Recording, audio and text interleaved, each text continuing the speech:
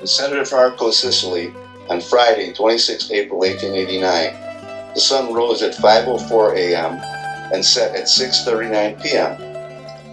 But my grandfather, Gaetano Coniglio the Elder, never saw it rise or set because he was down in the bowels of Stinconi, one of the local sulfur mines, working to earn a meager living for his wife Maria Carmela Calabresi and their family. Maria Carmela had borne him 8 children, but Raimondo, the eldest, had left for Argentina, and 3 others had died in infancy, including little Leonardo 3 years earlier. Gaetano had entered the mine long before sunrise, and as the hour approached 8 in the evening, he packed his gear and made the long, slippery climb out of the mine. He trod on footholds barely carved in the rock, slippery from the sweat of the laborers of the Garuzzi, the mine boys who toiled all day, carrying the raw sulfur to the furnace outside the mine.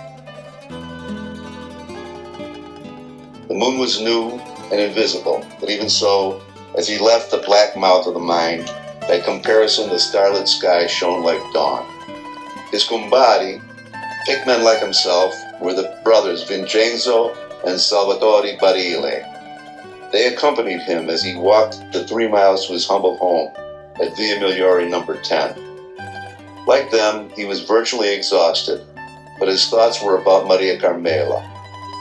She was in her final days of pregnancy, and it had not been an easy one. He knew that his only daughter, 13-year-old Maria, not only would be tenderly caring for her mother, but also would have a bowl of hot minestrone ready for him when he arrived, perhaps even with a shred of the lamb they had relished on Easter the previous Sunday. But as he approached the corner of Via Roma and Via Migliore, he saw Maria anxiously pacing there. When she spied him, she ran to him, shouting, "Papà, Papà, Saleni, Saleni, lo bambino arriva! Papa, Papa, come sir, the baby boy has arrived."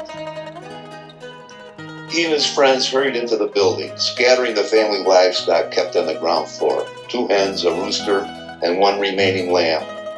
Gaetano rushed upstairs to the living quarters to see Maria Carmela calmly suckling a red-faced, black-haired cherub. A stoic who did not often show his emotions, Gaetano laid a tender hand on his wife's cheek and muttered, "Ha fatto bene, cara. You've done well, dear." Carmela took the praise and jokingly responded, "Uno stato, era nato leggendo, indo andursi imparare a parlare." Where have you been? He was born at 5 o'clock. He already knows how to speak. The rest of the evening into the early hours was spent in an alcove of the living area by Gaetano and his friends Cino and Torito, made somewhat festive by the decorations and baskets of palms Gaetano had woven 2 weeks earlier on Palm Sunday. The Combati nursed a small bottle of wine that Torito had magically produced from his pack, while Gaetano sang the praises of his new son, not omitting the fact that he had fathered the child at age 53. Homemade bread dipped in the wine helped to sustain their revelry, as his friends cried, "Tanuccio, tu pure hai fatto bene. Gaetano, you too have done well." The night deepened, and they realized they must return to the mine that morning. Each found a warm spot on the floor and napped as best he could, while Maria tended to the needs of her mother and her new baby brother. As Saturday morning approached, the men shook themselves awake, grabbed crust of bread in their packs, and began to walk back to Stinconi. Dawn was staining the sky, and they approached the mine with trepidation. The mine owner was Mastro Legalso. They called him Masho Babbo, Master Dummy.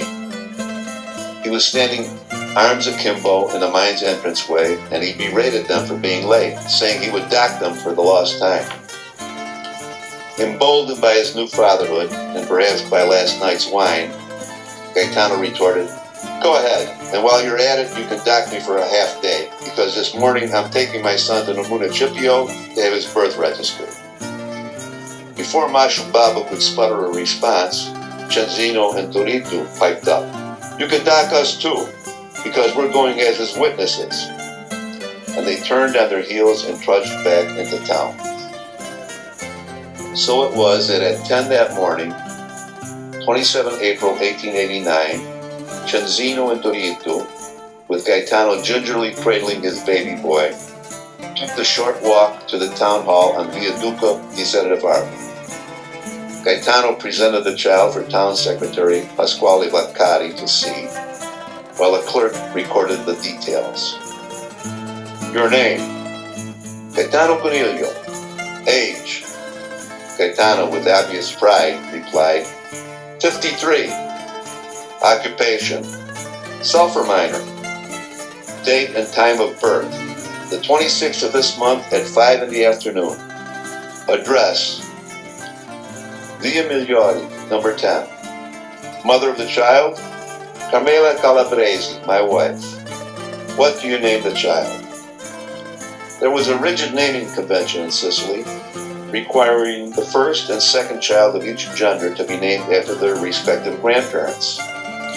This tradition had already been met with Gaetano's earlier children, so he responded, "I'm not likely to have any more sons. I'll give him my own name, and the name of my grandfather, Gaetano." "Have you brought witnesses to this registration?" "Yes, my friends, Vincenzo and Salvatore Barilli. They're sulfur miners too." "Can any of you write?" "If we could write, would we be sulfur miners?" It may not have happened exactly that way, but who can say it didn't?